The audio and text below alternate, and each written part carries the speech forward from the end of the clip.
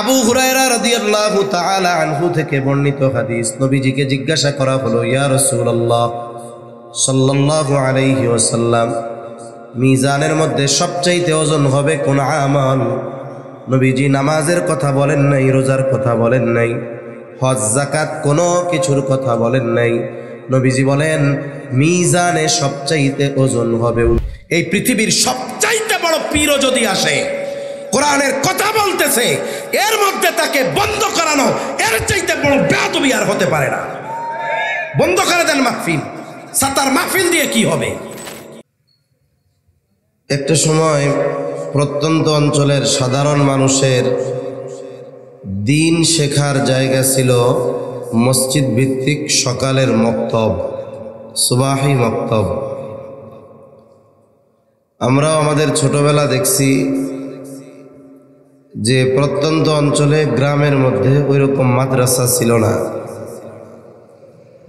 আলহামদুলিল্লাহ, নুরানি মাদ্রাসার কল্যাণে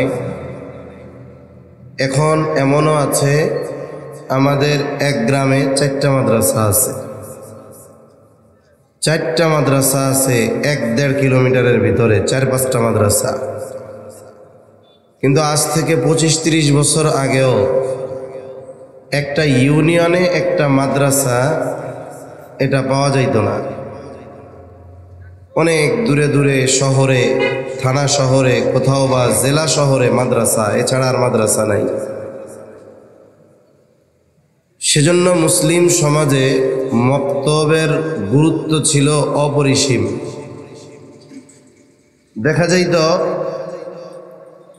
অভিভাবকরা তাদের সন্তানদের ফজরের নামাজে না ডাকলেও মক্তবে না গেলে ছাড়তেন না। ফজরে ডাকতো না, মক্তবে না গেলে ছাড়তো না। এর কারণ হলো, যারে ফজরের নামাজের জন্য ডাকবে আগে তো তার ফজরের নামাজটা শেখা লাগবে, ঠিক না? এই নামাজ শেখানোর জন্য মক্তবে পাঠানো হইতো। তা মক্তবে আমরা শুধু নামাজ কালাম শিখতাম তা না, একজন মুসলমানের জীবনে যেই শিক্ষাগুলো সবচেয়ে জরুরি, এই বিষয়গুলো আমরা মক্তব থেকে শিখতাম। কালিমাগুলো শিখতাম, কালিমায়ে তৈয়বা, কালেমায়ে শাহাদাত, ইমানে মুজমাল, ইমানে মুফাসসাল। সাথে সাথে নামাজের জন্য যেই সূরাগুলা দরকার, সূরা ফাতিহা, সাথে আরো কমপক্ষে 4টা সূরা, আত্তাহিয়াতু, দুরুদ শরীফ, দোয়ায়ে মাসুরা, গোসলের ফরজ, অজুর ফরজ, অজু ভঙ্গের কারণ, নামাজের বাহিরে ভেতরে 13 ফরজ, নামাজের ওয়াজিব 14টা, নামাজ ভঙ্গের কারণ 19টা, মসজিদে ঢোকা বের হওয়ার দোয়া, তারপরে বাথরুমে ঢোকা বের হওয়ার দোয়া। এই ধরনের দৈনন্দিন জীবনে একজন মুসলমানের যে বিষয়গুলো জরুরি ছিল এগুলো আমরা শিখতাম মক্তব থেকে। ঈমান আমলের শিক্ষা মক্তব থেকে আমরা শিখতাম। তা মক্তবে আমরা একটা কালিমা পড়তাম, কালিমার নাম হলো ইমানে মুফাসসাল। ইমানে মুফাসসাল, এই কালিমার মধ্যে মূলত ইমানের ভিত্তি সমূহের আলোচনা আছে। ইমানে মুফাসসাল জানেন তো আপনারা? ইমানে মুফাসসাল চিনেন তো? চিনেন কি? কেউ শুনাইতে পারবেন নাকি? আলেম ছাড়া, তালিবুল ইলম ছাড়া কেউ শুনাইতে পারবেন ইমানে মুফাসসাল? হ্যাঁ, ইমানে মুফাসসাল পারেন না? কে কে একটু হাত উঁচা করেন তো। পারেন না? পারেন কে কে একটু হাত উঁচা করেন তো। যাক, পারাও কিছু পাইছি, না পারাও পাইছি, আবার স্বতন্ত্রও কিছু পাইছি। খুব ভালো। হাও কয় না, নাও কয় না। পারেন কারা কারা? লম্বা করে হাত উঁচা করেন। আমি জিজ্ঞেস করবো, যারা পারেন তাদের মধ্যে থেকে একজনের বুঝে শুনে হাত উঁচা করেন। আলেম যারা তারা হাত নামান। আলেম যারা হাত নামান, আলেম, তালিবুল ইলম, মাদ্রাসার ছাত্র, তারা হাত নামান। তারা ছাড়া কে কে পারেন একটু হাত উঁচা করেন। হ্যাঁ, হাত নামান। 5-6 জন হয়েছে। এখন আমি যদি আলেমদের জিজ্ঞাসা করি এনাকে কি ওয়াজ করানো দরকার না কালিমা শেখানো দরকার, এখন কোন তো আমারে বলেন না, কি করা দরকার? কালিমা শেখানো দরকার। এখন এই যে এরা যে ভিডিও করতেছে, এটা একটা লজ্জার বিষয় হয়ে গেল।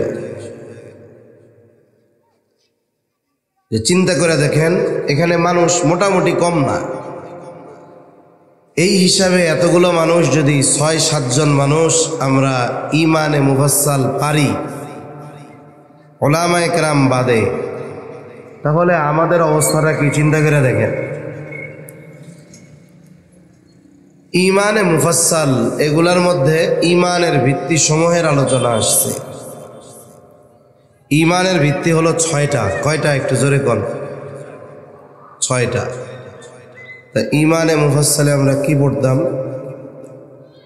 আমানতু বিল্লাহি ওয়া মালাইকাতিহি ওয়া কুতুবিহি ওয়া রুসুলিহি ওয়াল ইয়াউমিল আখিরি ওয়াল কদরি খাইরিহি ওয়া শাররিহি মিনাল্লাহি তাআলা ওয়াল বা'সি বা'দাল মাউত। আমরা বলতাম আমানতু বিল্লাহ, মক্তবে ওই ছোটবেলায় আমরা পড়েছি আমানতু বিল্লাহ, আমি ঈমান এনেছি আল্লাহর উপর। ওয়া মালাইকাতিহি, আমি ঈমান এনেছি তার ফেরেশতাগণের উপর। ওয়া কুতুবিহি, আমি ঈমান এনেছি তার কিতাব সমূহের উপর। ওয়া রুসুলিহি, ঈমান এনেছি তার রাসূলগণের উপর। ৫ নম্বর ওয়াল ইয়াউমিল আখিরি, ঈমান এনেছি আমি আখিরাত তথা পরকালের উপর। ৬ নম্বর ওয়াল কদরি খাইরিহি ওয়া শাররিহি মিনাল্লাহি তাআলা, আমি ঈমান এনেছি যে তাকদীরের ভালো মন্দ আল্লাহর তরফ থেকেই হয়। এই ঈমানে মুফাসসালে আমরা আরেকটা বিষয় বেশি পড়তাম, বলতাম ওয়াল বা'সি বা'দাল মাউত। ৭ নম্বর বিষয় ঈমান এনেছি মৃত্যুর পরে পুনরুজ্জীবিত হওয়ার উপর। এইখানে ৭টি বিষয়ের কথা আছে। কয়টা বিষয়? তবে ঈমানের ভিত্তি কয়টা? ৬টা। ৭ নম্বর বিষয় ওয়াল বা'সি বা'দাল মাউত, আমি ঈমান এনেছি মৃত্যুর পরে পুনরুজ্জীবিত হওয়ার উপর। এখন বলেন তো, মরার পরে আবার আমাদেরকে জীবিত করা হবে, এই ব্যাপারে কোনো সন্দেহ আছে নাকি? তবে মরার পরে আবার জীবিত করা হবে, এটা পরকালে না ইহকালে, দুনিয়ায় না আখেরাতে?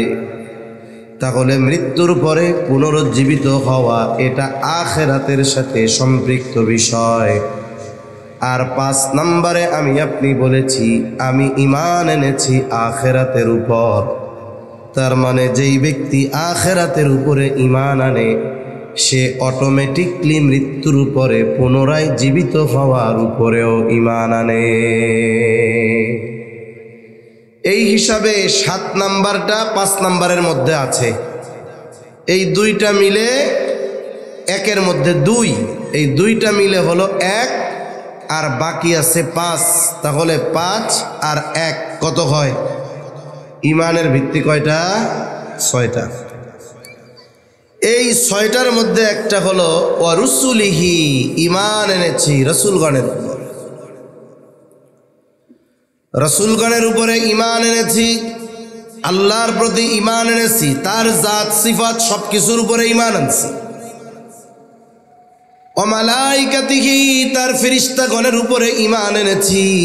ওয়া কুতুবিহি, তার নাজিলকৃত কিতাব সমূহের উপরে ঈমান এনেছি।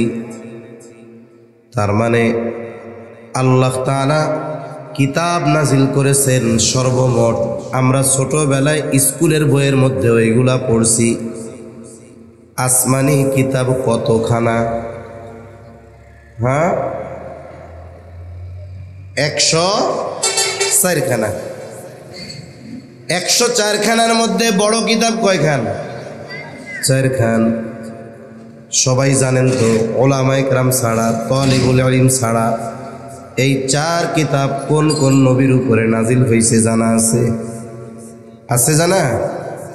আচ্ছা, এক জায়গায় জিজ্ঞাসা করছি, আল্লাহু আকবার, একজন লোক কইতে পারল না এই চার কিতাব কোন চার নবীর উপরে নাজিল হয়েছে। একটা লোক বলতে পারে নাই, ওলামায়ে কেরাম ছাড়া। কারণ ওনারা তো সম্মানিত মানুষ। অনেক সময় আলেমরা ওয়াজ মাহফিলে আসে, ওনারা আসেন, ঘুরেন, এটাই যথেষ্ট। কারণ আমরা কি বলবো, শ্রোতা কয়েক ক্লাসের হয়। এক ক্লাসের শ্রোতা হলো যে যখনই আয়াত আর হাদিস পড়ে উনি বুঝে যে কোন বিষয়ে কথা বলবে, এনারা হলেন ওলামায়ে কেরাম। এরপরে ওনারা বইসা থাকে, যে কথাগুলো ওনার জানা, এরপরে ওনারা বইসা থাকে কেন? কারণ ওনারা হাদিসের মধ্যে পড়ছে, ওনাদের জানা আছে যে এই ধরনের মজলিসগুলার মধ্যে যতক্ষণ মজলিস চলে ফেরেশতারা ঘিরা রাখে, আল্লাহর বিশেষ রহমত ওই মজলিসে উপস্থিত যারা তাদের উপরে বর্ষিত হয়। সুবহানাল্লাহ। উনরা মূলত ওয়াজের জন্য বসে আছে তা না, ওই আল্লাহর রহমতের আশায়, যেহেতু হাদিসের মধ্যে আসছে সহিহ হাদিস, আল্লাহর কাছ থেকে কিছু খাস রহমত প্রাপ্তির আশায় ওনারা বসে থাকে। আর ওনারা বসে থাকার কারণে দিনই মাহফিলগুলোর রওনাক শান এটা আরও বাইরে যায়। ওনারা হলো ওই শ্রেণীর শ্রোতা। এরপরে কিছু মানুষ আছে অল্প কিছু কথা বলার পরে বোঝে, কিছু মানুষ আছে কথা শেষ হওয়ার পরে বোঝে, আর কিছু শ্রোতা আছে সারা জীবন ওয়াজ শুনে গেল মাগার বুঝবো না। আছে না নাই? আছে। তা জিজ্ঞাসা করছি, ওলামায়ে কেরাম আর তালিবুল ইলম ছাড়া এই চার কিতাব কোন কোন নবীর উপরে নাজিল হয়েছে কোন? অনেক কষ্ট করে একজনকে দাঁড়া করাইছে। উনি এই চার নবীর উপরে চার কিতাব বলতে 4 বার না 5 বার ভুল করছে। তারপরে কি করবো, 200 টাকা হাদিয়া দিছে ওনারে। যাক, আপনি তো খাড়াইছেন, এজন্য আপনারে ধন্যবাদ। তা আমরা ঈমান এনেছি আল্লাহ তাআলার নাজিলকৃত যত কিতাব সবগুলোর উপরে ঈমান আছে। তবে কোরআনের উপরে ঈমান আনা আর কোরআন ব্যতীত যত আসমানি কিতাব আছে সবার উপরে ঈমান আনা এক ধরনের নয়। আমি যদি ঈমান আনি তাওরাত মূসা আলাইহিস সালামের উপরে নাজিল হয়েছে, আল্লাহ নাজিল করেছেন, এটা আসমানি কিতাব। ইনজিল ঈসা আলাইহিস সালামের উপরে নাজিল হয়েছে, এটা আসমানি কিতাব। জবুর দাউদ আলাইহিস সালামের উপরে নাজিল হয়েছে, এটা আল্লাহর নাজিলকৃত আসমানি এক কিতাব। বাকি 100টা ছোট ছোট সহিফা বিভিন্ন নবী রাসূলের উপরে নাজিল হয়েছে। এই যে মৌখিক বিশ্বাস আর আন্তরিক বিশ্বাস আর মৌখিক স্বীকৃতি যথেষ্ট হয়ে যায়, কিন্তু কেউ যদি কোরআনের ব্যাপারে শুধু বলে কোরআন মুহাম্মাদুর রাসূলুল্লাহ সাল্লাল্লাহু আলাইহি ওয়াসাল্লামের উপরে নাজিল হয়েছে, এটা আসমানি কিতাব, আমি মুখে বললাম অন্তরে বিশ্বাস করলাম, কিন্তু কোরআনের উপরে আমল করলাম না, তাহলে কোরআনের উপরে ঈমান আনা পরিপূর্ণ হবে না। এখন তাওরাত যদি কেউ পায়, গোটা পৃথিবীর কোথাও তাওরাত বলেন, ইনজিল বলেন, জবুর বলেন, আল্লাহ কর্তৃক যেই কিতাবগুলো ওই নবীদের উপরে নাজিল হয়েছিল, নির্ভুল সঠিক তাওরাত, ইনজিল, জবুর পৃথিবীর কোথাও আছে? জোরে বলেন আছে? নাই। নাই। কেন নাই? না থাকার কারণ হলো এই সমস্ত কিতাবের হেফাজতের দায়িত্ব আল্লাহ তাআলা ওই সময়ের নবী রাসূল, আলেম যারা ছিলেন, ফকিহ যারা ছিলেন তাদের দিয়েছিলেন। নবীরা এই কিতাব অনুসারে মাসলা মাসাইল ফতোয়া দিতেন। তারা দুনিয়া থেকে চলে গেছেন, এরপরে তার অনুসারী অনুগামী যারা আলেম ওলামা ছিল আস্তে আস্তে ওই কিতাবরে নিজেদের মন মতো বানায় নিছে। এক সময় কিতাবের মন মতো, কিতাবে যা ছিল সেই অনুযায়ী মাসালা দিত, কিন্তু সময়ের সাথে সাথে কিতাবকে বানায় নিছে মানুষ তার মন মতো। বানাইতে পারছে কেন? কারণ তাওরাত ইনজিল এগুলোর হেফাজতের দায়িত্ব আল্লাহ নেন নাই। এটা আমার কথা না, এটা আল্লাহর কথা। আল্লাহ তাআলা বলেন, ইন্না আনজালনাত তাওরাতা ফীহা হুদান ওয়া নূর ইয়াহকুমু বিহান নাবিয়্যুনা আল্লাযীনা আসলামু লিল্লাযীনা হাদু ওয়ার রাব্বানিয়্যুনা ওয়াল আহবারু বিমাস্তুহফিযু মিন কিতাবিল্লাহ। আল্লাহ তাআলা রব্বানি যারা ছিল, তারপরে যারা ফকিহ ছিল, যারা আলেম ছিল, তারা এই কিতাব অনুসারিত ফতোয়া দিত, সাথে সাথে বিমাস্তুহফিযু মিন কিতাবিল্লাহ, আল্লাহর ওই কিতাব সমূহ হেফাজতের দায়িত্ব তাদের উপরে ছিল। তারা কি করছে? যেটা নিজেদের ভালো লাগে নাই ওইটা কাটছে, ওই জায়গায় নিজেদের মন মতো কথা ঢুকায়া দিছে। এজন্য গোটা পৃথিবীর কোথাও খুঁজে তাওরাত নির্ভুল পাওয়া যাবে না, জবুর পাওয়া যাবে না, ইনজিল পাওয়া যাবে না। বলেন তো, যদি পাওয়াও যায় নির্ভুল, আমল করার সুযোগ আছে? জোরে বলেন, আছে? নাই। কিন্তু কোরআনের উপরে ঈমান শুধু এইটুকু আনলে হবে না। কোরআনের উপরে ঈমানের পূর্ণ পরিচয় যদি দিতে হয়, তাহলে কোরআনের উপরে আমাদের আমল করতে হবে। আর কোরআন যে নির্ভুল, এটা কেন? আল্লাহ তাআলা কোরআনুল কারীমের মধ্যে বলেন, ইন্না নাহনু নাযালনায যিকরা ওয়া ইন্না লাহু লাহাফিযুন।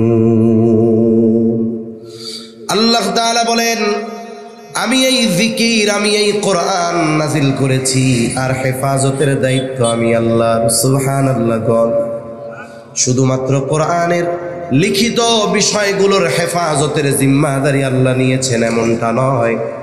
কোরআনের যেমন শব্দ, অর্থ, ব্যাখ্যা সব কিছু হেফাজতের দায়িত্ব যিনি নিয়েছেন তিনি কে? শুধু যে কোরআনের ওই যে কপিটা আছে আল্লাহ এটার হেফাজত করবে তা না, বরং কোরআনের অর্থ, মর্ম, ব্যাখ্যা, তাফসীর সব কিছু হেফাজতের দায়িত্ব কার? এ কথাও আল্লাহ বলছে। প্রাথমিক দিক যখন ওহী নাজিল হয়, নবীজি সাল্লাল্লাহু আলাইহি ওয়াসাল্লাম, জিবরাইল আলাইহিস সালাতু ওয়াস সালাম যখন ওহী তিলাওয়াত করে শুনাইতেন, উনি তাড়াহুড়ো করে ব্যস্ত হয়ে যাইতেন, বারবার তিনি জবানকে আওড়াইতেন। উদ্দেশ্য হলো জিবরাইল আলাইহিস সালাম যেই ওহীগুলো তিলাওয়াত করে শোনাচ্ছেন, উনি যেন এগুলো না ভুলে যান, না ছুটে যান। এই জন্য রাসূল আকরাম সাল্লাল্লাহু আলাইহি ওয়াসাল্লাম তাড়াহুড়ো করতেন, জবানকে তিনি বারবার আওড়াইতেন যেন ভুলে না যান, ছুটে না যায়। আল্লাহ সুবহানাহু ওয়া তাআলা নবীজির এই দৃশ্যগুলো দেখেন এবং তিনি জানেন। আল্লাহ তাআলা এই জন্য নবীজি সাল্লাল্লাহু আলাইহি ওয়াসাল্লামকে জানায় দিলেন, ও পয়গম্বর, আপনার কাছে যখন রূহুল আমিন ওহী নিয়ে যায়, আপনি তাড়াহুড়ো করবেন না, পেরেশানি হবেন না, জবান আওড়াবেন না। আপনার পেরেশানির কোনো কারণ নাই। আপনি মনে করতেছেন আপনি যদি এগুলো না পড়েন ছুটে যাবে, আপনি ভুলে যাবেন, এমনটা নয়। বরং এই কোরআন হেফাজতের, সংরক্ষণের সব দায়িত্ব আমি আল্লাহ।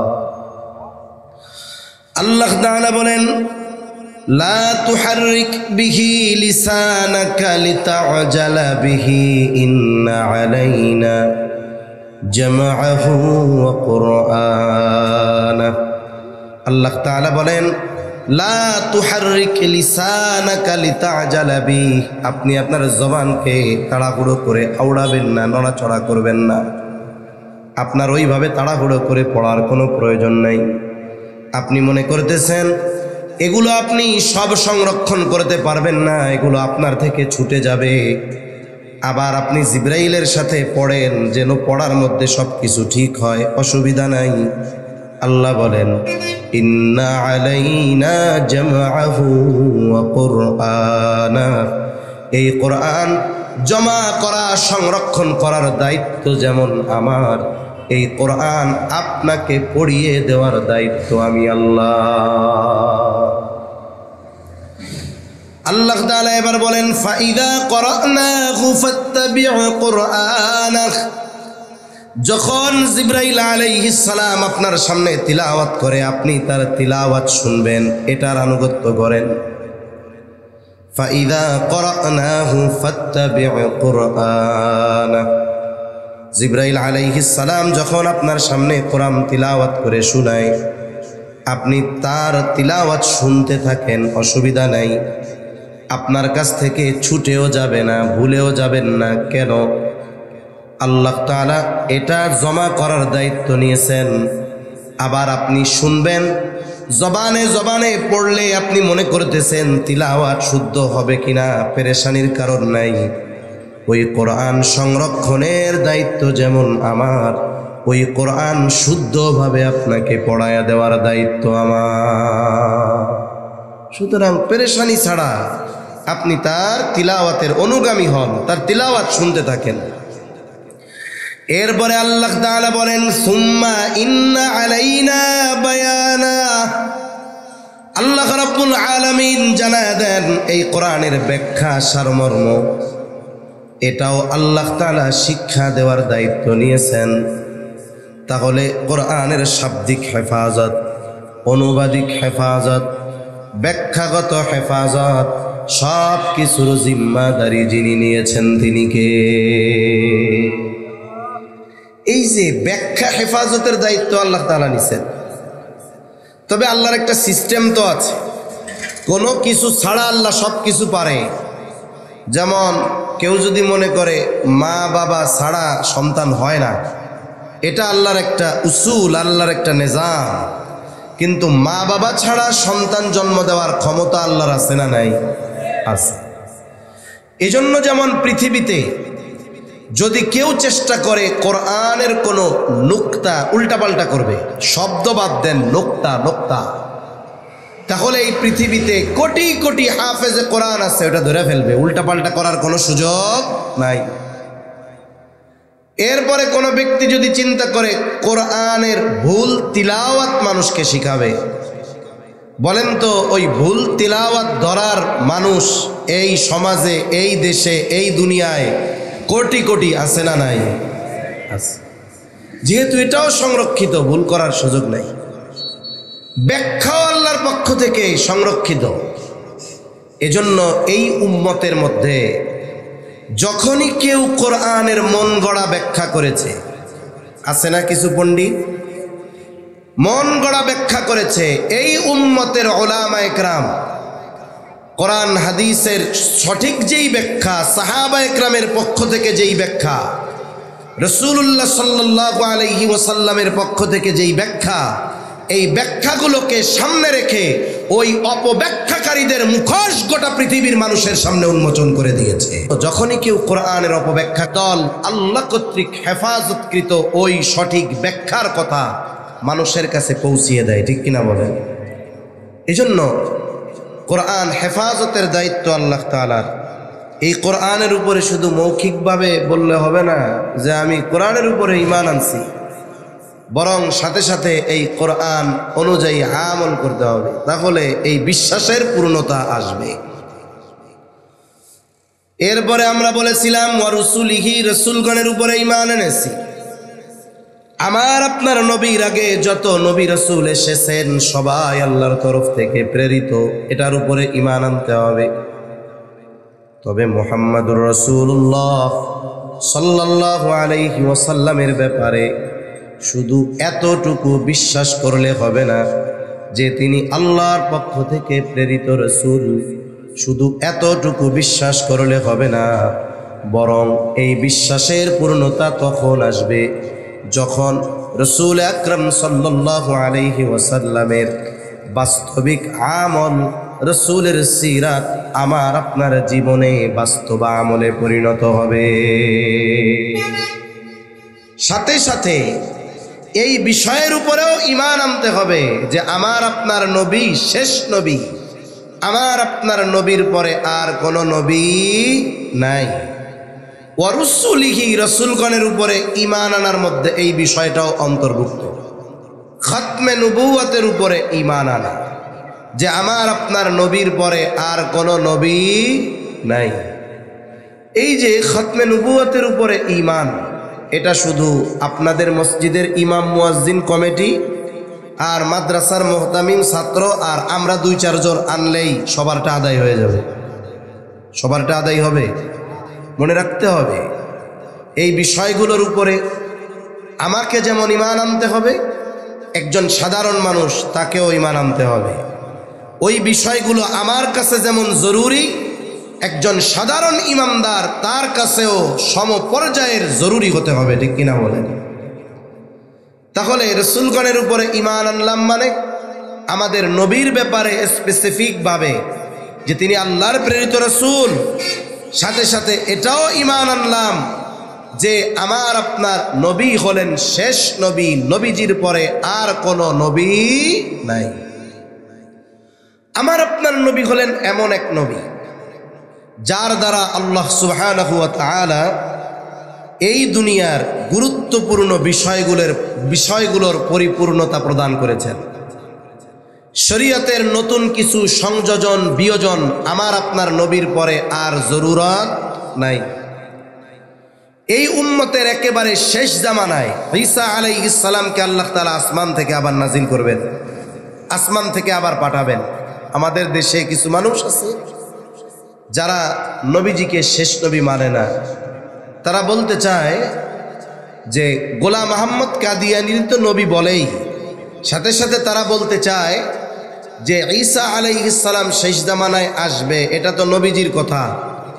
ওই ভ্রান্ত মতবাদে বিশ্বাসী মানুষগুলো বলে সেই ঈসা আলাইহিস সালাম হলো গোলাম আহমদ কাদিয়ানী, নাউজুবিল্লাহ বলেন। তা ঈসা আলাইহিস সালাম দুনিয়ায় শেষ জামানায় আসবেন, দাজ্জালকে হত্যা করবেন, কোনো সন্দেহ নাই।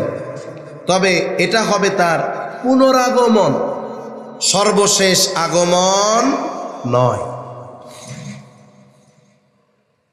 তার রাসূল আকরাম সাল্লাল্লাহু আলাইহি ওয়াসাল্লামের মাধ্যমে আল্লাহ তাআলা গুরুত্বপূর্ণ কিছু বিষয়ের পূর্ণতা প্রদান করেছেন, যা আল্লাহ তাআলা আমার আপনার নবীর আগে অন্য কারো মাধ্যমে পূর্ণতা প্রদান করেন নাই।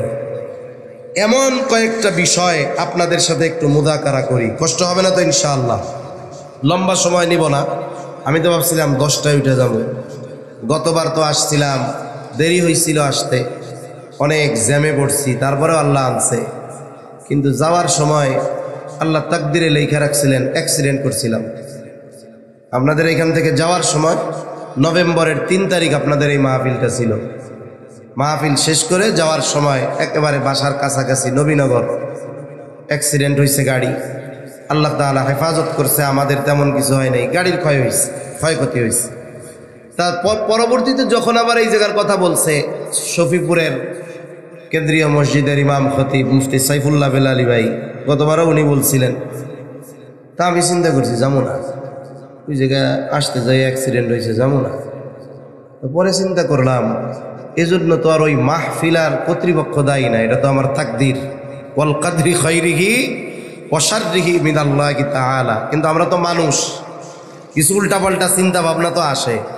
তারপরে চিন্তা করলাম না, যাইতে যেহেতু মন চাইতেছে না, তাহলে যাইতে হবে, নাইলে আমার যে নফসে যে ওয়াসওয়াসা দিছে ওরে জয়ী হইতে দেওয়া যাবে না।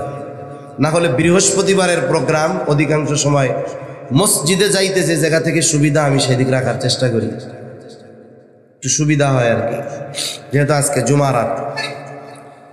তাহলে নবীজির মাধ্যমে আল্লাহ তাআলা গুরুত্বপূর্ণ বেশ কিছু বিষয়ের পূর্ণতা প্রদান করেছেন। এর মধ্যে কয়েকটা বিষয় আমরা জানি। 1 নাম্বার, আল্লাহ তাআলা আমার আপনার নবীর মাধ্যমে এই শরীয়তকে পূর্ণতা প্রদান করেছেন। শরীয়তে ইসলাম এটা পূর্ণাঙ্গ এক জীবন ব্যবস্থা। আমরা ওই যে বলি আমাদের দিন কি, জবান খুলে বলেন তো, আরো জোরে বলেন, আমাদের দিন কি? দিন ইসলাম। ইসলাম মানে এমনটা নয় যে নামাজ রোজা হজ যাকাত এইরকম কিছু বিষয়, শুধু তাই না, ইসলামের মধ্যে অপরিহার্য গুরুত্বপূর্ণ বিষয় এইগুলো। সাথে সাথে ইসলাম এমন এক পূর্ণাঙ্গ জীবন ব্যবস্থা, মানব জীবনের শুরু থেকে নিয়ে শেষ পর্যন্ত, জন্ম থেকে নিয়ে কবর পর্যন্ত একেবারে সব ধরনের সমস্যার সমাধান ইসলামে আছে না না? অর্থনৈতিক বলেন, রাজনৈতিক বলেন, রাষ্ট্র পরিচালনা বলেন, সমাজনীতি বলেন, পরিবার নীতি বলেন, সব জায়গায় ইসলামের সমাধান আছে না নাই? শুনেন, যে যেই দল করেন, পার্টি করেন, যা করেন করেন, সেটা পরের হিসাব। তবে এইটা বললেন না যে ইসলামে রাজনীতি নাই। এটা বলে তাহাজ্জুদ গুজারিও হন। আপনি যদি এই বিশ্বাস করেন যে ইসলামে রাষ্ট্র পরিচালনা নাই, আপনি তাহাজ্জুদ পড়েন, আমি বললাম আপনি বেঈমান, কোনো সন্দেহ নাই। আপনি মানতে না পারেন, তবে বিশ্বাস করেন যে হ্যাঁ ইসলামে সব আছে, কিন্তু আমরা মানতে পারতেছি না, আমাদের ব্যর্থতা। তাহলে মোটামুটি গুনাহগার হইলেও চিরস্থায়ী জাহান্নামে যাওয়া লাগবে না। কিন্তু তাহাজ্জুদ, আওয়াবিন, ইশরাক, আইয়াম বীজের রোজা, সোম বৃহস্পতিবারের রোজা রাইখা যদি আপনি বলেন কোরআনে অর্থনীতি নাই, কোরআনে সমাজনীতি, পৌরনীতি, রাজনীতি নাই, তাহলে আমি বলবো ওই তাহাজ্জুদ, আওয়াবিন, ইশরাক ও কসু দিয়া কোনো দাম নাই। ঠিক কিনা বলেন? কোনো দাম নাই। সেজন্য মনে রাখতে হবে, ইসলাম কমপ্লিট কোড অফ লাইফ। মানব জীবনের এমন কোন বিষয়টা নাই যে ইসলামে নাই? সব আছে না নাই? জোরে বলেন। এটা আমার ঈমান, মনে রাখতে হবে, ঈমান। রাসূলুল্লাহ সাল্লাল্লাহু আলাইহি ওয়াসাল্লামের মাধ্যমে আল্লাহ তাআলা শরীয়তে ইসলামকে পূর্ণতা দিয়েছেন। তাফসীরের মধ্যে আসছে, একদিন এক ইহুদি খলিফাতুল মুসলিমিন হযরত ওমর রাদিয়াল্লাহু তাআলা আনহুর কাছে আসছে। আসার পরে বলে, খলিফাতুল মুসলিমিন, আপনাদের কোরআনে এমন একটা আয়াত আছে, ওই আয়াত যদি তাওরাতে নাজিল হতো, মুসা আলাইহিস সালামের উপরে নাজিল হতো, তাহলে যেই দিন নাজিল হতো ওই দিনটাকে আমরা ঈদের দিন বানায় নিতাম। হযরত ওমর রাদিয়াল্লাহু তাআলা আনহু চিন্তা করলেন, কিরে কোন আয়াত? মুসা আলাইহিস সালামের উপরে তাওরাতে যদি নাজিল হইতো, তাহলে ওই দিনরে ওরা ঈদের দিন বানায় নিত। এটা কোন আয়াত? ওমর রাদিয়াল্লাহু তাআলা আনহু জিজ্ঞাসা করলেন, কোন আয়াত সেইটা যেটা যদি মুসা আলাইহিস সালামের উপরে নাজিল হইতো ওই দিনকে তোমরা ঈদের দিন বানায় নিতা? বলে, সেই আয়াত আপনাদের কোরআনে আছে, আপনারা তিলাওয়াত করেন। আয়াতটা হলো, আল-ইয়াউমা আকমালতু লাকুম দীনাকুম ওয়া আতমামতু আলাইকুম নি'মাতি ওয়া রাদিতু লাকুমুল ইসলাম দীনা। আল্লাহ রাব্বুল আলামিন বড় একটা আয়াতের অংশ এটা। আল্লাহ তাআলা বলেন, আল-ইয়াউমা আকমালতু লাকুম দীনাকুম, আজকে আমি তোমাদের জন্য তোমাদের দিনকে পরিপূর্ণ করে দিলাম। এখন বলেন, আমাদের দিন কি? সবাই মনে হয় জানেন না। আমাদের দিন কি? জোরে বলেন, আরো জোরে বলেন, দিন কি? আল্লাহ তাআলা বলেন, আজকে আমি তোমাদের জন্য তোমাদের দিন পরিপূর্ণ করে দিলাম। আমাদের দিন হলো ইসলাম। আল্লাহ তাআলা বলেন, ওয়া রাদিতু লাকুমুল ইসলাম দীনা, আর তোমাদের জন্য দিন হিসাবে আমি ইসলামকেই মনোনীত করলাম।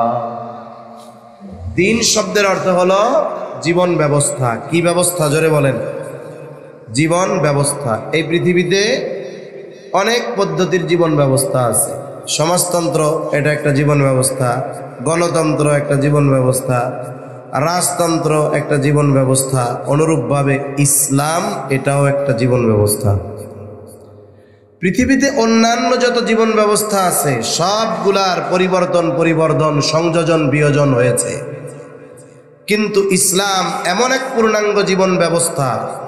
আল্লাহ তাআলা যেই দিন এই ঘোষণা দিয়েছেন, ওই দিন থেকে কিয়ামত পর্যন্ত এই জীবন ব্যবস্থার মধ্যে কোনো সংযোজন, বিয়োজনের প্রয়োজন হবে না।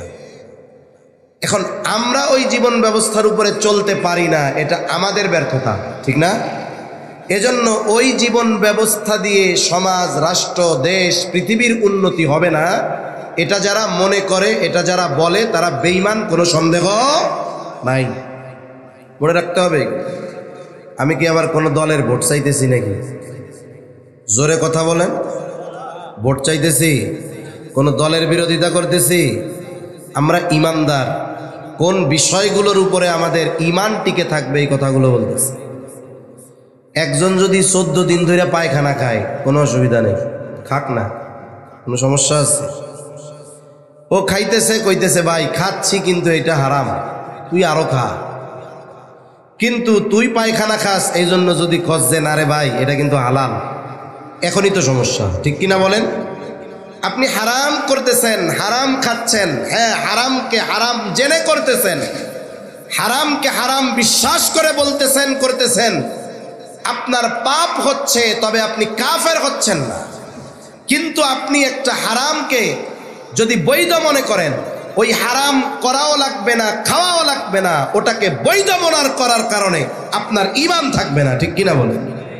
এজন্য বুঝতে হবে এই কথাগুলো। এগুলো আমাদের দেশে কিছু মাথা মোটা মানুষ আছে, এগুলো বুঝে না। মাথা মোটা মানুষ, এরা বুঝে না। এরা মনে করে যে এই কথা বললেই হুজুর আমাদের বিরুদ্ধে কথা বলছে, হুজুর অমুক দলের লোক। এগুলো না বুঝার কারণে, দিন বুঝে না। এজন্য আল্লাহ সবাইকে সঠিক বুঝদান করেন বলি আমিন। হযরত ওমর রাদিয়াল্লাহু তাআলা আনহু বলেন, আল্লাহর শপথ, এই আয়াত কোন দিন কোথায় কার উপরে নাজিল হয়েছে আমি জানি। এই আয়াত নাজিল হয়েছে বিদায় হজে জুমার দিন জাবালে রহমতে মুহাম্মাদুর রাসূলুল্লাহ সাল্লাল্লাহু আলাইহি ওয়াসাল্লামের উপর। তাহলে এক নাম্বার, আল্লাহ তাআলা আমার আপনার নবীজির মাধ্যমে ইসলামকে পূর্ণতা প্রদানের ঘোষণা দিয়েছেন। এর আগেও যত নবী এসেছে সকলের দিন ছিল ইসলাম, কোনো সন্দেহ নাই। তবে কোন নবীর মাধ্যমে এই দিন, এই জীবন ব্যবস্থাকে পূর্ণাঙ্গের ঘোষণা আল্লাহ তাআলা দেন নাই। আমার আপনার নবীর মাধ্যমে আল্লাহ তাআলা শরীয়তে ইসলাম তথা আমাদের জীবন ব্যবস্থা, দিনকে আল্লাহ পূর্ণাঙ্গ করার ঘোষণা দিয়েছে। আল্লাহ সুবহানাহু ওয়া তাআলা দিন ঘোষণা, পরিপূর্ণ ঘোষণা দেওয়ার সাথে সাথে আরেকটা জিনিসের পূর্ণাঙ্গতার ঘোষণা দিয়েছেন। আল ইয়াউমা আকমালতু লাকুম দীনাকুম, আজকে আমি তোমাদের জন্য তোমাদের দিনকে পরিপূর্ণ করলাম। এর পর আল্লাহ তাআলা বলেন, ওয়া আতমামতু আলাইকুম নি'মাতি। দিন পরিপূর্ণতার ঘোষণার সাথে সাথে আল্লাহ তাআলা বলেন, আজকে আমি তোমাদের জন্য আমার নিয়ামত সমূহের পূর্ণতার ঘোষণা দান করলাম। তাহলে আমার আপনার নবীর মাধ্যমে দিন পূর্ণাঙ্গতার ঘোষণার সাথে সাথে আল্লাহ প্রদত্ত নিয়ামতের পূর্ণতার ঘোষণা আসছে। তবে দুইটা জিনিস আল্লাহ তাআলা পাশাপাশি উল্লেখ করলেন কেন, আর পরিপূর্ণ নিয়ামত কখন আমরা পাব?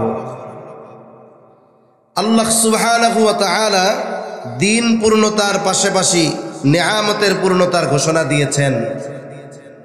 এর দ্বারা এই বিষয়টা বোঝা যায় যে যারা যেই সম্প্রদায় পরিপূর্ণ দিন মানবে, শুধুমাত্র তারাই আল্লাহর পক্ষ থেকে পরিপূর্ণ নিয়ামত লাভ করবে। তাহলে বলেন, আল্লাহর পক্ষ থেকে পরিপূর্ণ নিয়ামত পাবার শর্ত কি? পরিপূর্ণ দিন মানতে হবে, ইসলাম মানতে হবে। ব্যক্তি থেকে রাষ্ট্র জীবন পর্যন্ত সব জায়গায় ইসলাম মানার প্র্যাকটিস আমাদের করতে হবে। যদি করি তাহলে আমাদেরকে পরিপূর্ণ নিয়ামত দিবেন কে? তা না হলে এই পৃথিবীর অনেক নব্য আবিষ্কার হবে, প্রযুক্তি নতুন নতুন আসবে, অনেক শাসকের পরিবর্তন হবে, কিন্তু আল্লাহর পক্ষ থেকে নেয়ামত এই জমিনবাসীর উপরে আসবে না, যতক্ষণ পরিপূর্ণ দিন মানা না হবে। যারা দিন মানে তারা আল্লাহর পক্ষ থেকে নেয়ামত প্রাপ্ত হয়। এর উদাহরণ অনেক দূরের অতীত থেকে আমরা দিব না, কাছাকাছি সময়ের অতীতের থেকে একটা উদাহরণ দেই। এই পৃথিবীতে একটা দেশ আছে, যেটা দেশটাকে বলা হয় সাম্রাজ্যবাদীদের কবরস্থান। এই পৃথিবীর অন্যতম দুই পরাশক্তি সোভিয়েত ইউনিয়ন আর একটা হলো আমেরিকা। বলে সোভিয়েতের পতন হয়েছে ওই দেশে। সর্বশেষ আমেরিকা তার সহযোগী ন্যাটো সদস্যদের নিয়ে প্রায় 2 দশকের বেশি একটা দেশে এমন কোনো দিন রাত অতিবাহিত হয় নাই, বোমা হামলা চালায় নাই, বিমান হামলা চালায় নাই। বলেন তো ওই দেশটার নাম কি? বলেন না ওই দেশের নাম কি? ইমারাতে ইসলামিয়া আফগানিস্তান। আফগানিস্তানে সোভিয়েতের পতন হয়েছে এদের মাধ্যমে, টুকরো টুকরো হয়ে গেছে সোভিয়েত ইউনিয়ন। এরপরে আমেরিকা গেছে ন্যাটো জোট সহ, একা না, ওর বন্ধু বান্ধব যা আছে সব নিয়ে। 20 বছর পরে বুঝতে পারছে যে আর কয়েক বছর থাকলে অলরেডি আম গেছে, সালাও অর্ধেক ইঁদুরে খাইছে, বাকি দিয়ে যাইব গা, ভাগ তারা দেবে। রাতের আধারে পালিয়ে চলে গেছে, রাতের আধারে পালাইয়ে যেতে বাধ্য হয়েছে। ইমারতে ইসলামিয়ায় আক্রমণের মূল কারণ কি ছিল? মূল কারণটা ছিল আক্রমণ করার আগে এই পৃথিবীতে একমাত্র দেশ যেখানে বেশ কয়েক বছর পরিপূর্ণ শরঈ শাসনের উপরে পরিচালিত হয়েছে।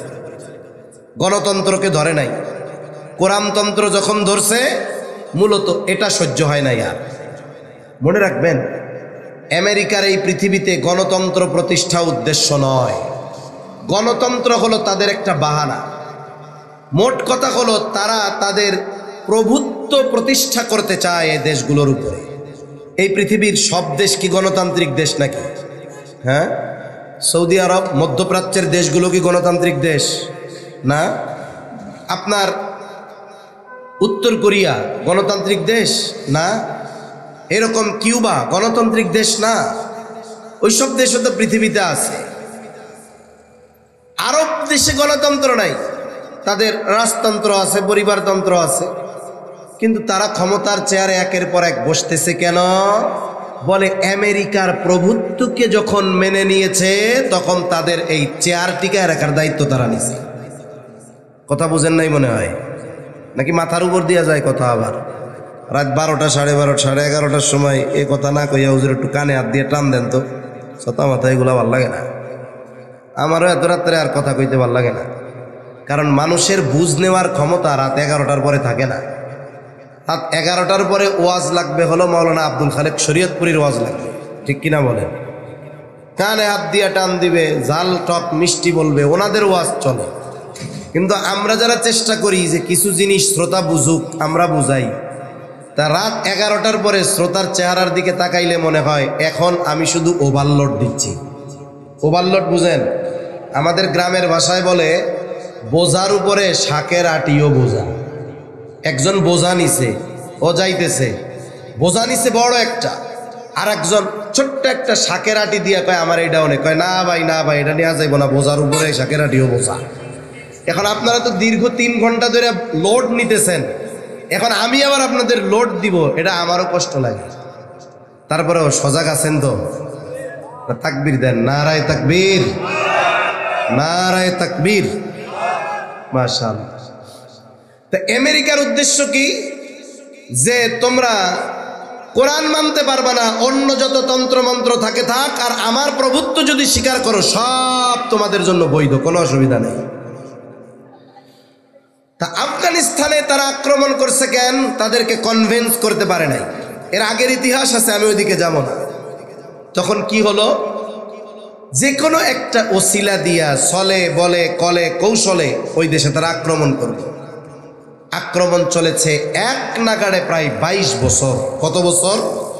22 বছর।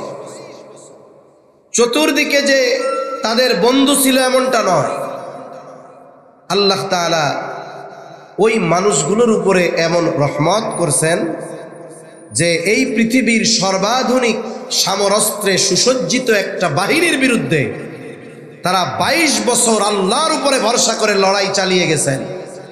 সাথে সাথে একটা সময় তারা পরাজয় স্বীকার করতে বাধ্য হয়েছে, পালায়ে যেতে বাধ্য হয়েছে এবং তাদের শর্ত মেনে ক্ষমতা তাদের হাতে দিতে বাধ্য হয়েছে। ঠিক কিনা বলেন? এরপরে তারা কি করছে? তারা তাদের অবস্থান থেকে যতটুকু সম্ভব শরঈ শাসন, শরঈ আইনের উপরে রাষ্ট্র পরিচালনার চেষ্টা তারা শুরু করছে।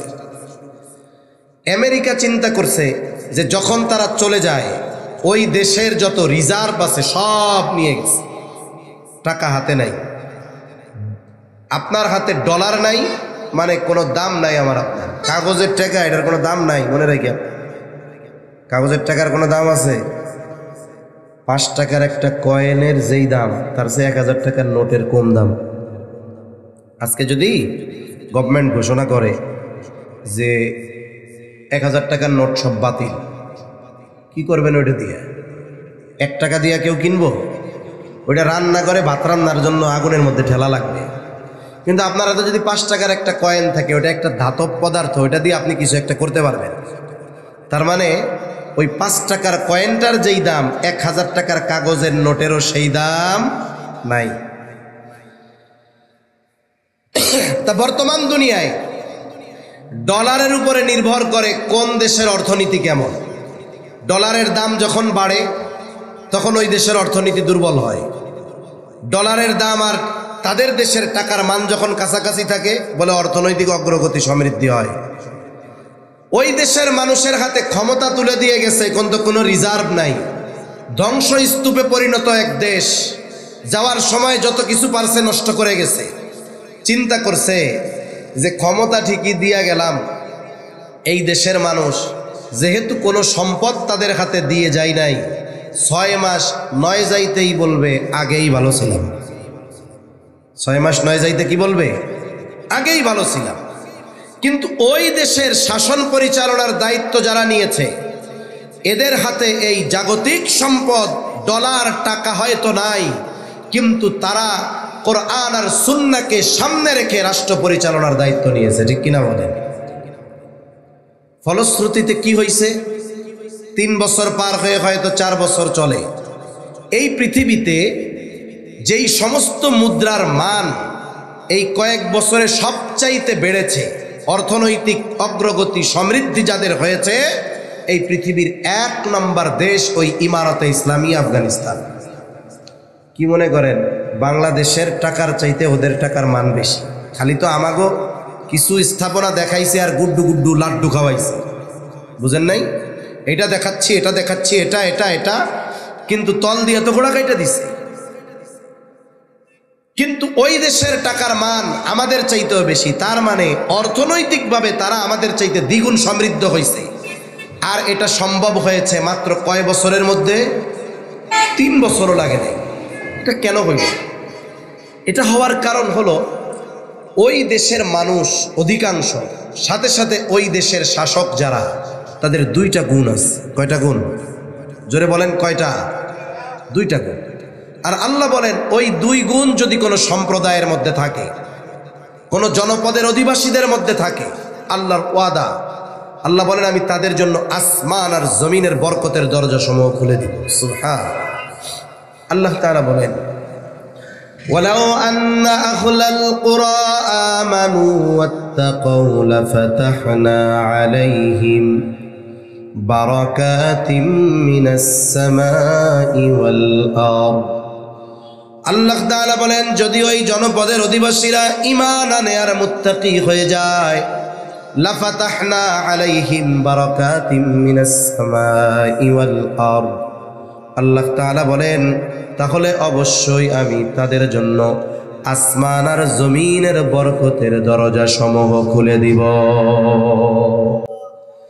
তাহলে আল্লাহ তাআলার কথা হলো যে যতটুকু মানবে শরীয়ত, আল্লাহর পক্ষ থেকে তার জন্য বরাদ্দ থাকবে ওই পরিমাণ নেয়ামত। আখেরি জামানে একটা সময় গোটা পৃথিবীর আনাচে কানাচে ইসলাম পৌঁছিয়ে যাবে। ঈসা আলাইহিস সালাতু ওয়াস সালাম দাজ্জালকে হত্যা করবে। দাজ্জালকে হত্যা করবার পর তিনি শরীয়তে ইসলাম, এই দ্বীনে মুহাম্মাদি প্রচারের দায়িত্ব নেবেন। গোটা পৃথিবীর আনাচে কানাচে ইসলাম পৌঁছিয়ে যাবে। এক ব্যক্তিও বাকি থাকবে না যে ইমানদার নয়, বরং তারা পাক্কা ইমানদার হবে, তাদের অন্তরের মধ্যে কোনো নেফাক থাকবে না।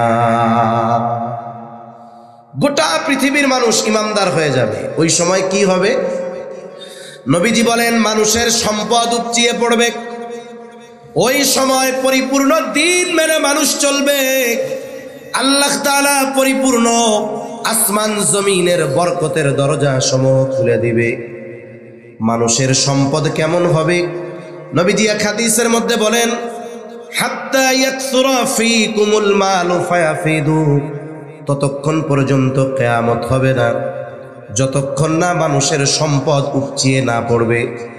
এত পরিমাণ সম্পদ হবে মানুষের, গোটা পৃথিবীতে সাদকা নেওয়ার মতো একটা মানুষ থাকবে না। মানুষের মন চাইবে, আমি যদি একটু মানুষের সাদকা করতে পারতাম। মন চাইবে ঠিক, সম্পদ থাকবে, মন থাকবে, কিন্তু সাদকা নেওয়ার মতো একটা মানুষ গোটা দুনিয়ায় থাকবে না।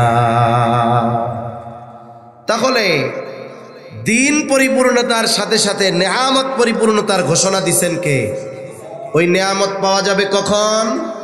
পরিপূর্ণ দ্বীন মানব যখন।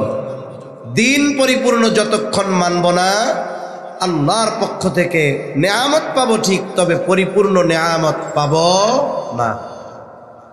আলোচনা করতেছিলাম আল্লাহ তাআলা আমার আপনার নবীর মাধ্যমে কয়েকটা জিনিসের পূর্ণতা দিয়েছেন। এই কয়েকটা বিষয় মনে রাখেন। 1 নাম্বার শরিয়াত, 2 নাম্বার নেয়ামত, 3 নাম্বার আখলাক। উত্তম চরিত্রের পূর্ণতা আল্লাহ দিয়েছেন। মনে রাখতে হবে, ওই জাতি তত উন্নত যেই জাতির চরিত্র যত উন্নত।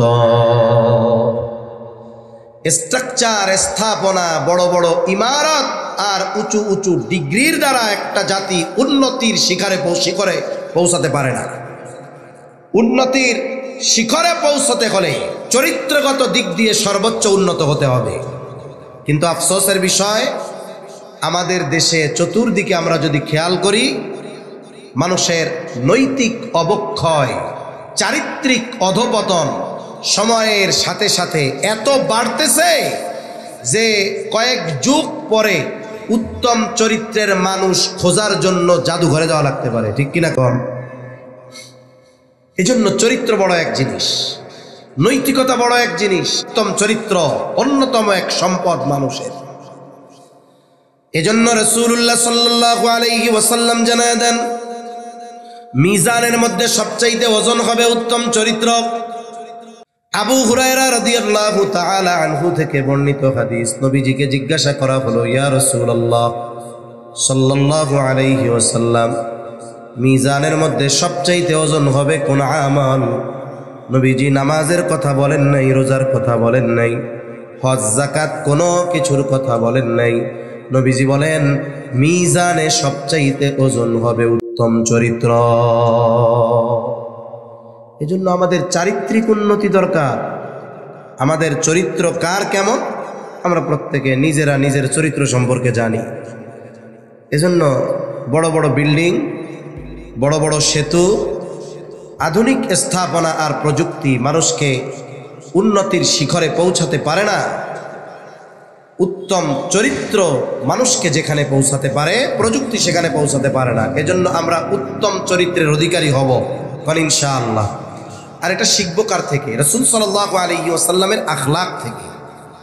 তিনি পরিবারের মানুষের সাথে কেমন আচরণ করতেন, তিনি প্রতিবেশীর সাথে কেমন আচরণ করতেন, অচেনা মানুষের সাথে কেমন আচরণ করতেন, প্রতিপক্ষ শত্রু যদি হইতো তার সাথে কেমন আচরণ করতেন। এই আচরণগুলো যদি আমরা শিখি, বাস্তব জীবনে যদি প্রয়োগ করি, এটা আমাদের জন্য সফলতা আসবে। এক জায়গায় গাজীপুরে গেছি কয়েকদিন আগে। ওই জায়গায় বিএনপির বড় বড় নেতারা আছে,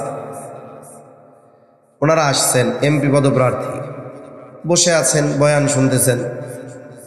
কিছু মানুষ অনেক ভালো আছে, এনারা কোরআনের আলোচনা যখন চলে আইসা ডিস্টার্ব দেয় না। এমনও মানুষ আমার জানা আছে, উনি আসছে মাহফিলের প্রধান অতিথি এমপি সাহেব, যখন আলোচনা চলতেছে আসতে দেখা টাকা করে ওদিক দিয়ে চলে গেছে। না না না, কোরআন হাদিসের আলোচনা চলতেছে, এটা বন্ধ করে আমি কথা বলবো, এর চাইতে বড় বেয়াদবি আর কিছু হতে পারে না। আবার কিছু আছে ওইটা বন্ধ না করলে হবে না, বন্ধ কইরা ওনারে কথা বলতে দিতেই হবে। এরকম কিছু আল্লাহর বান্দা আছে না নাই? আবার কিছু কর্তৃপক্ষ আছে অতিরিক্ত তেল মালিশ করতে গিয়া এ কাজটা করে। মনে রাখবেন ভাই, আমার ব্যক্তিগত কিছু অপছন্দ আছে। যেমন একজন আলোচনা করতেছে ওয়াইজ, তিনি যেই হন, আপনার মসজিদের ইমাম হন অথবা আপনার মসজিদের খাদেম বা মুয়াজ্জিনি হন, উনি যে আলোচনা করতেছে চেয়ারে বসে আমার বাপ দাদা আর ওনার বাপ দাদার কথা বলেন না কোরআন হাদিসের কথা বলেন? আমি কোন হনু, কে কোন হনু যে আসার সাথে সাথে ওনার বয়ান বন্ধ করে মাইকে স্লোগান দেওয়া লাগবে? এটা কে শিখাইছে? কোথায় পেয়েছেন এই বেয়াদবি? এটা কোরআনের সাথে বেয়াদবি করার শামিল। মনে রাখতে হবে এগুলো। অতিথি আসবেন, কথা বলবেন, ওনার প্রয়োজন আছে, কোনো ঘোষণা নাই, জেন্টলম্যানের মতো পাশে এসে বসবেন। আলোচকের কাছে আপনি, যিনি বয়ান করতেছেন কোরআন হাদিসের কাছে, ওনার কাছে অনুরোধ করবেন। কেমনে? কানের কাছে মুখ নিয়ে আইসে কথা কইতে দেয় না, আপনি একটা চিরিকুট দিতে পারেন যে একজন মেহমান আসছেন, আপনি যদি মুনাসিব মনে করেন, যেহেতু উনি ব্যস্ত মানুষ, একটু কথা বলার সুযোগ দিয়ে যদি দেওয়া যায় ভালো হয়। আচ্ছা বলেন তো, আমি আলোচনা করতেছি, আমারও যদি কেউ এরকম একটা চিরিকুট দেয়, আমি তো একজন বিবেকবান মানুষ, আমি কি চিন্তা করবো, যাক আমি তো আজকে প্রোগ্রামে এক জায়গায়, একজন সম্মানিত ব্যক্তির 5 জায়গায়ও যাওয়া লাগে, উনি যেহেতু আসছে, আমি আমার কথাটাকে একটা স্টেপ মতো জায়গায় এনে 5টা মিনিট সময় অতিথি কথা বলবো। এতে কি হতো, সুন্দরভাবে আমি গুছিয়ে ওনারে কথা বলার সুযোগ দিতাম। এতে কি হয় জানেন, আমরা বুঝি তো, আমরা বুঝি যখন টপ করে বয়ান চলতেছে, একজন মাইকে নিয়ে অমকের আগমন ঠাস করে 2 মুখের মধ্যে মেরে দেওয়া দরকার। এগুলো কোথায় পাইছে? উনি কোরআনের আলোচনা করতেছে, ওনার বন্ধ করার অধিকার আপনাকে কে দিয়েছে? আপনি ওনাকে বলতে পারেন যে আসছে, লেখার মাধ্যমে বলে। আর যিনি আলোচনা করতেছেন উনি কি মগা নাকি? উনি বোঝে না এতটুকু? আল্লাহ ওনার এই জ্ঞান দিছে বিদায় চেয়ারে বসার যোগ্যতা দিচ্ছে। এরপরে উনি দিলেন, উনি কথা বললো, ঠিক আছে, উনি চা খাইলো, আবার কথা শুরু হয়ে গেল, শেষ। কিন্তু কি করবে? কোরআনের আয়াত পড়তেছে, ওই সময় স্লোগান দেওয়া শুরু করবে। এই পৃথিবীর সবচাইতে বড় পীরও যদি আসে, কোরআনের কথা বলতেছে, এর মধ্যে তাকে বন্ধ করানো এর চাইতে বড় বেয়াদবি আর হতে পারে না। বন্ধ করে দেন মাহফিল, সাতার মাহফিল দিয়ে কি হবে যদি কোরআনের আজমত রক্ষা করতে না পারে? এটা দেওয়া ফরজ। কথা বলেন না কেন? ফরজ। মিয়া অবস্থা কি হচ্ছে সারা দেশে? কিছু আল্লাহর বান্দা আছে, উনি আইসা বসছে, আমার পাশে বসছে, তা একজন এসে বলতেছে আমার কানে, উনি আসছে, চলে যাবে। তা আমি বললাম আমি কথা শেষ করে দিচ্ছি, উনি এরপরে মন ভরে কথা বলবে। তা উনি ভদ্র মানুষ, বলছে না হুজুর আপনি বলতে থাকেন। উনি যখন উপস্থিত, আমি আলোচনার এক পর্যায়ে এই কথা বললাম যে আমাদের দেশে রাজনৈতিক একটা ট্র্যাডিশন হলো, আমি কেন বুক ফুলিয়ে কথা বলতে পারবো? কারণ আমি বাংলাদেশের কোনো রাজনৈতিক দলের কোনো কর্মীও না, সমর্থকও না, মনে মনেও আমি কোনো রাজনৈতিক দলের ভালোবাসি না। অনেকে আছে না যে সে সক্রিয় কর্মী না কিন্তু মনে মনে ভালোবাসে। আমি নির্দিষ্টভাবে আল্লাহর কসম করে বললাম, কোনো রাজনৈতিক দলের আমি পছন্দ করি না, একটারে। বলতে পারে অনেক ইসলামী দল আছে, না, আমি একটা দলকেও নির্দিষ্টভাবে পছন্দ করি না, একেবারে জেনুইন কথা আমার। তা আমি বললাম যে আমি যেহেতু, আপনারা যেহেতু আছেন, সামনে তো নির্বাচন আসতেছে, একটা সৌন্দর্য আমাদের মধ্যে যদি আসে তাহলে এটা খুব ভালো হবে। আমাদের দেশের অবস্থা হলো, যখন কোনো দলের প্রোগ্রাম হয়, ওই দলের যিনি অতিথি ওই দিনের, ওই এলাকায় 3-4 জন দাঁড়াইছে এমপিতে, যেই দলের প্রোগ্রাম, উনি দাঁড়ায়া প্রতিপক্ষের যত বদনাম আছে সব কওয়া শুরু করে। যা করে নাই তাও কয়, কয় কি কয় না? তাই আমি বললাম যে আপনারা যেহেতু আছেন তো প্র্যাকটিসটা একটু পাল্টায় ফেলেন। এবার থেকে আপনি আপনার প্রতিপক্ষ যারা আছে আপনার মজলিসে, আপনার সেমিনার সভায় প্রতিপক্ষ যিনি, তার গুণগত যে বিষয়গুলো আছে ভালো গুণগুলো তুলে ধরবেন। বলবেন যে ভাই এবছর আমরা তো এই আসনে 5 জন দাঁড়াইছি, আপনার দলের মিটিংয়ে বলবেন 5 জন দাঁড়াইছি, আমি দাঁড়াইছি আমার দলের এই প্রতীক নিয়ে, আরও 4 ভাই ওই প্রতীক নিয়ে দাঁড়াইছে। আপনারা আপনাদের যেই ব্যক্তিকে সবচেয়ে ভালো লাগে তারে আপনারা আপনাদের ভোটটা দিবেন। সাথে সাথে আমার সবচাইতে কঠিন প্রতিদ্বন্দ্বী ওই ভাই হতে পারে, ওনার এই ভালো গুণ আছে, উনি দান সাদকা করে, উনি অমক মসজিদের সভাপতি, ওনার আব্বা এরকম ভালো মানুষ ছিলেন। আমি বললাম যে এই প্র্যাকটিসটা আপনারা করেন, প্রতিপক্ষের সমালোচনা, দোষ আর মিথ্যা আর ঠ্যাং কাইটা ফেলামু, হাত ভাঙা ফেলামু, এই সন্ত্রাসীমূলক বক্তব্য না দিয়ে এই ধরনের বক্তব্য দেন, আল্লাহর কসম ওই মজলিসে আপনার ভোট বেড়ে যাবে। মানুষ চিন্তা করবে যেই লোক নিজে খাড়াইয়া আর একজনের প্রশংসা করে, এ তো এই দুনিয়ার মোটামুটি ফেরেশতা সাইজের লোক, এরাই ভোটটা দেওয়া দরকার। কথা বুঝেন নাই মনে হয়? হ্যাঁ, এই পরিস্থিতি করেন, তাহলে দেখবেন সমাজের চেহারা পরিবর্তন হয়ে গেছে, সমাজের অবস্থা পরিবর্তন হয়ে গেছে, মানুষের মধ্যে দ্বন্দ্ব নাই, একে অপরের প্রতি হৃদ্রতা, মহাব্বত, ভালোবাসা এগুলো সময়ের সাথে সাথে বাড়বে বই কি, কখনো কমবে না। কিন্তু আফসোস আমরা মানুষে মানুষে আমাদের দ্বন্দ্ব হানাহানি এগুলো বেশি। তা যাই হোক, কোন কথার থেকে কোন দিক গেছি আমার বলতে পারি না, আল্লাহর পক্ষ থেকে যা হয়েছে বলতে চাইছিলাম তো যে যতটুকু শরিয়ত মানব ওই পরিমাণ নেয়ামত আমাদের দিবেন কে? আল্লাহ। এরপরের বিষয়টা নিয়ে বলতেছিলাম আখলাক, উত্তম চরিত্র নিয়ে। যে চারিত্রিক উন্নতি এটা একটা জাতির উন্নতির মূল বিষয়। অবকাঠামোগত উন্নতি আর প্রযুক্তিগত উন্নতি এগুলো প্রকৃতপক্ষে মানুষকে উন্নতির শিখরে পৌঁছাতে পারে না। এজন্য আমরা চরিত্র পরিবর্তনের প্র্যাকটিস করি, তাহলে দেশ জাতির পরিবর্তন হবে। তা না হলে সময়ের সাথে সাথে হায়াত শেষ হবে কিন্তু আমাদের ভাগ্য পরিবর্তন হবে না। তাহলে নবীজি সাল্লাল্লাহু আলাইহি ওয়াসাল্লামের মাধ্যমে আল্লাহ তাআলা উত্তম চরিত্রে পূর্ণতা প্রদান করেছেন। এজন্য নবীজি সাল্লাল্লাহু আলাইহি ওয়াসাল্লাম বলেন, ইন্নামা বুইসতু লিউতাম্মিমা মাকারিমাল আখলাক। নবীজি সাল্লাল্লাহু আলাইহি ওয়াসাল্লাম বলেন, আমাকে উত্তম চরিত্রে পরিপূর্ণতা প্রদানার্থে প্রেরণ করা হয়েছে।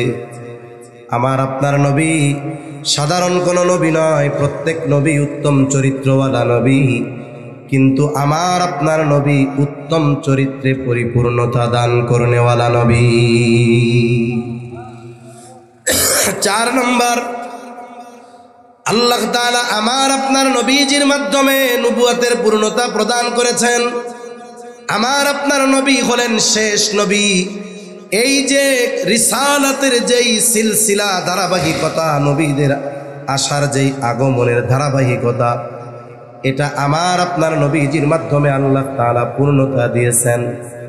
শুধু তাই না, খতমে নবুয়তের ব্যাপারে স্বয়ং আল্লাহ তাআলা জানিয়ে দিয়েছেন। এখন যদি কেউ খতমে নবুয়তের ব্যাপারে অস্বীকারী হয়, নিঃসন্দেহে সে বেঈমান, এ ব্যাপারে কোনো সন্দেহ নাই।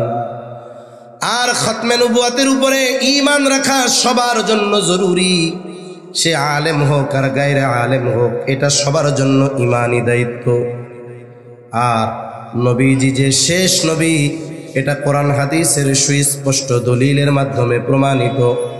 আল্লাহ তাআলা কোরআনুল কারীমের মধ্যে বলেন, মা কানা মুহাম্মাদুন আবা আহাদিম মির রিজালিকুম ওয়ালাকিন রাসূলুল্লাহি ওয়া খাতামান নাবিয়্যিন। আল্লাহ তাআলা বলেন, মুহাম্মদ সাল্লাল্লাহু আলাইহি ওয়াসাল্লাম তোমাদের কোনো পুরুষের পিতা নন, ওয়ালাকিন রাসূলুল্লাহ, তিনি হলেন আল্লাহর রাসূল, ওয়া খাতামান নাবিয়্যিন, তিনি হলেন শেষ নবী। তাহলে মুহাম্মদুর রাসূলুল্লাহ সাল্লাল্লাহু আলাইহি ওয়াসাল্লাম হলেন শেষ নবী, ঘোষণাকার। একজন মানুষের বেঈমান হওয়ার জন্য গোটা কোরআন অস্বীকার করা লাগবে না, কোরআনের একটা সূরা অস্বীকার করার প্রয়োজন নাই, কোরআনের একটা রুকু অস্বীকার করাও লাগবে না, একটা আয়াত অস্বীকার করা লাগবে না, একটা শব্দ প্রয়োজন নাই। বলে কেউ যদি কোরআনের একটা নুক্তা একটা অক্ষর অবিশ্বাস করে সে বেঈমান, এ ব্যাপারেও কোনো সন্দেহ নাই। তাহলে যারা সুস্পষ্ট আল্লাহর ঘোষণা, আমার আপনার নবী শেষ নবী, ছলে বলে কলে কৌশলে যে পদ্ধতিতেই হোক না কেন নবীজিকে শেষ নবী বলে মানতে চায় না, বলেন তারা ঈমানদার না কাফের? যদি দাড়ি টুপি থাকে, জুব্বা থাকে, কিন্তু খতমে নবুয়তকে অস্বীকার করে, তারা ঈমানদার না কাফের? যেই সূরাতে যেই পরিচয়ে যেই লেভেলেই থাকুক না কেন এরা কাফের, কোনো সন্দেহ নাই। সাথে সাথে আমার আপনার নবীজিও বলেন, ইন্নামা বুইসতু লিউতাম্মিমা মাকারিমাল আখলাক। নবীজি সাল্লাল্লাহু আলাইহি ওয়াসাল্লাম বলেন, আমাকে যেমন উত্তম চরিত্রে পূর্ণতা প্রদানার্থে প্রেরণ করা হয়েছে, সাথে সাথে নবীজি বলেন, আনা খাতামুন নবিয়্যিন লা নাবিয়্যা বাদি, আমি শেষ নবী, আমার পরে আর কোনো নবী নাই। এখন আমাদের দেশ সহ গোটা দুনিয়ায় একটা গ্রুপ আছে গোলাম মোহাম্মদ কাদিয়ানির অনুসারী। এই কাদিয়ানিরা কথার মার পেচে খতমে নবুয়তকে অস্বীকার করে। অনেক সময় সাধারণ মানুষ বুঝতে পারে না, সাধারণ মানুষ অনেক সময় ধোঁকায় পড়ে যায়। এজন্য আমাদের বাইতুল মুকাররমের সম্মানিত খতিব, এই পৃথিবীর অন্যতম একজন মুহাক্কিক বুজুর্গ আলেমে দ্বীন, তিনি বলেন, ভিডিও দেখে ওয়াজ শোনার ব্যাপারে সতর্কতা করেছেন উনি। যদি ওই ব্যক্তি সম্পর্কে আপনার জানা না থাকে, খবরদার তার আলোচনা শোনা যাবে না। কারণ দাড়ি টুপি মাথায় দিয়ে সুন্দর মতো কাদিয়ানীদের পক্ষে আলোচনা করে এমন ভিডিও ইউটিউবে অভাব নাই। সাধারণ মানুষ কথার মারপেচ না বুঝে উল্টা উলামায়ে কেরামের প্রতি বিদ্বেষ লালন করে বলে, দেখ এরাই তো কইল এরা নবীরে শেষ নবী মানে, কিন্তু হুজুররা কয় মানে না। বিষয়টা হলো ওরা যে কথার মার পেছে খতমে নবুয়তকে অস্বীকার করে, এটা বোঝার মতো ইলম জ্ঞান অনেক ক্ষেত্রে সাধারণ মানুষের মধ্যে থাকে না। এজন্য উচিত, এটা ঈমানি দায়িত্ব, কাদিয়ানীদেরকে রাষ্ট্রীয়ভাবে কাফের ঘোষণা করা। অনেকে প্রশ্ন করে যে হুজুর ওরা তো কাফের, রাষ্ট্রীয়ভাবে কাফের ঘোষণা করলেও কাফের, না করলেও কাফের। বলেন তো যারা হিন্দু ধর্মের অনুসারী আছে না, অনেকে আমাদের সমাজে অনেক হিন্দু সম্প্রদায়ের লোক আছে, অন্য সম্প্রদায়ের লোক আছে। আচ্ছা, আমরা কি কখনো কইছি নাকি রাষ্ট্রীয়ভাবে পুনরায় তাদেরকে হিন্দু ঘোষণা করতে হবে? কোনোদিন বলছি? বলি নাই। কেন? কারণ এদেশে যারা অন্য ধর্মের আছে এরা এদের ধর্মীয় পরিচয়কে গোপন নয় বরং ওপেন করে এই সমাজে বসবাস করে। ঠিক কিনা বলে? অন্যান্য পৃথিবীর অন্যান্য দেশে ভারত থেকে যতই অপপ্রচার ছড়ানো হোক না কেন, এটা বাস্তব, পৃথিবীর অন্যতম এক অসাম্প্রদায়িক দেশ যদি পৃথিবীতে 1 নম্বরে থাকে এই বাংলাদেশ। ঠিক কিনা বলে? পাশের দেশে আই লাভ মুহাম্মদ সাল্লাল্লাহু আলাইহি ওয়াসাল্লাম, এই কথা বলার কারণে যে কত মানুষরে মাইরা ফেলছে আর ঘর ভেঙে ফেলছে হিসাব নেই। অথচ বলেন তো, ওই দেশে এত পরিমাণ জুলুম মুসলমানদের উপরে, এই বিষয়টাকে কেন্দ্র করে আমরা অথবা আপনার মসজিদের খতিব অথবা আপনার এলাকার কোনো ইমাম বলছে যে যেহেতু হিন্দুরা এই কাজ করতেছে ওদের উপরেও সাইজ কর। কোনোদিন আমরা বলছি? কোনোদিন আমরা বলি নাই। এই দেশ সুন্দর এক সহ অবস্থানের দেশ, তারা তাদের পরিচয়ে ব্যবসা করে, একই বাজারে ব্যবসা করি। যদি প্রয়োজন হয় অনেক সময় তাদের দোকান থেকে আমরা জিনিসপত্র খরিদ করি, কিনি না, তারা আমাদের দোকান থেকে কিনে। এই যে এক সহ অবস্থানের উজ্জ্বল দৃষ্টান্ত। অন্য ধর্মাবলম্বীদের প্রতি তো আমাদের এমন কোনো কথা নাই। তাহলে কাদিয়ানীদের ব্যাপারে কেন? বলে কাদিয়ানীরা হলো কুফুরি আকীদা লালন করে, কুফুরি বিশ্বাসের উপরে স্থায়ী হয়ে এরা এদের ধর্মীয় পরিচয় দেয় আমাদের ধর্ম ইসলাম, নাম রাখে মুসলমানদের মতো, মুসলমান পরিচয় বহন করে, মুসলমান পরিচয় প্রকাশ করে, কিন্তু খতমে নবুয়তকে অস্বীকার করে। এখন বলেন, খতমে নবুয়তকে অস্বীকার করে নিজেকে মুসলিম, নিজের ধর্ম ইসলাম এ কথা বলার কোনো সুযোগ আছে? মানুষ হিসাবে এই দেশে নাগরিক অধিকার পাওয়ার অধিকার তাদের আছে। আমরা বলি নাই কখনো যে দেশ থেকে তাদের বাইর করে দেন, মাইরা ফেলেন, এই করেন সেই করেন, আমরা কখনো বলি নাই। আমরা শুধু বলেছি যেহেতু কাদিয়ানি এটা ইসলাম ধর্মকে গোপন করে নতুন এক ধর্মমত, এজন্য তাদেরকে তাদের সঠিক পরিচয়ের আলোকে এই সমাজে বসবাস করতে হবে। ঠিক কিনা বলেন? রাষ্ট্র কি কখনো বলবে হিন্দুরা মুসলমান? রাষ্ট্রের কথা বলার অধিকার আছে? তাইলে কাদিয়ানি যারা খতমে নবুয়তকে অস্বীকার করে, রাষ্ট্র কি তাদের বলতে পারে তোমাদের রাষ্ট্র ধর্ম ইসলাম? তাহলে রাষ্ট্রেরই তো উচিত সপ্রাণোদিত হয়ে কাদিয়ানিদেরকে কাফের ঘোষণা করে তাদের ধর্ম লেখা দেয়া যে কাদিয়ানি ধর্ম, এরা মুসলিম না। দায়িত্ব ছিল রাষ্ট্রের। এখন রাষ্ট্র যখন পালন করে না, তখন কি করতে হয়? তখন আমাদের ইমানি দায়িত্ব চলে আসে, প্রত্যেকটা মুমিনের উপরে দায়িত্ব চলে আসে যে তাদের এই গোপন পরিচয়টাকে ওপেন করার জন্য, রাষ্ট্রীয়ভাবে তাদেরকে কাফের ঘোষণার জন্য চাপ প্রয়োগ করা, এটা প্রত্যেকটা মুমিনের ইমানের দায়িত্ব হয়ে দাঁড়ায়। ঠিক কিনা বলেন? কে কোন দলের তা দেখার সুযোগ নেই। বিএনপি করুক, জাতীয় পার্টি করুক, জামাতে ইসলাম করুক, নিজামে ইসলাম, খেলাফতে ইসলাম, যে যে দল করুক না কেন, সর্বশেষ আমাদের পরিচয় আমরা মুসলমান। হয়তো অনেকে দিন মানতে পারে না, কিন্তু মানা দরকার, এ বিশ্বাস তার অন্তরে আছে। এই ধরনের আমরা যারা আল্লাহকে স্বীকার করি, আমাদের প্রত্যেকের জিম্মাদারি যে এই বিষয়গুলোর ব্যাপারে সচেষ্ট থাকা। খতমে নবুয়াতের ব্যাপারে, কাদিয়ানীদেরকে কাফের ঘোষণার ব্যাপারে কোনো প্রকার কম্প্রোমাইজ না করা, মনে রাখতে হবে এটা ইমানি দায়িত্ব। এই ইমানি দায়িত্ব পালনার্থে আমাদের যাদের অতি ব্যস্ততা নাই, আগামী 15 তারিখ সোহরাওয়ার্দী উদ্যানে খতমে নবুয়াতের উদ্যোগে মধুপুরের পীর সাহেব আল্লামা আব্দুল হালিম সাহেবের আহ্বানে আন্তর্জাতিক খতমে নবুয়াত মহাসম্মেলন, পৃথিবীর অনেকগুলো দেশ থেকে আন্তর্জাতিক ইসলামী স্কলাররা আসবে। পৃথিবীর প্রায় 42টা দেশে তাদেরকে কাফের ঘোষণা করা হয়েছে। আমরা দেশ থেকে চলে যেতে বলিনি, তাদের উপরে আক্রমণ করতে বলিনি। আমরা গভর্নমেন্টের কাছে দাবি জানাচ্ছি যে তাদেরকে কাফের ঘোষণা করতে হবে। কিন্তু বাংলাদেশের সিস্টেম হলো এইরকম, আপনি যতই দলিল কোরআন হাদিস দিয়ে বোঝান না কেন, কাজ হবে না। তাদের উদ্দেশ্য, তারা দেখতে চায় এই পক্ষে জনবল কত, জনগণের উপস্থিতি কেমন, দাবি কেমন। যদি এটা তাদের কাছে চাপের মতো মনে হয়, তাহলে তারা এই বিষয়গুলো আমলে নেয়। ঠিক কিনা? মূল কথা হলো, কাফের যদি ঘোষণা করেও কাফের, না করলেও কাফের। কিন্তু সমস্যা কোথায়? ওরা তো কুফুরিকে গোপন করে ইসলামকে সামনে নিয়ে ইসলামের ক্ষতি করতেছে।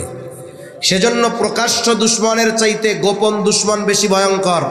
ওরা যদি ইসলামের দুশ্মনী করতে চায়, ইসলামের লেভেলে আর খোলসে নয়, ইসলাম থেকে বের হয়ে কাদিয়ানি পরিচয়ে ইসলামের বিরুদ্ধে আসুক, তখন দেখা যাবে। ঠিক কিনা বলেন?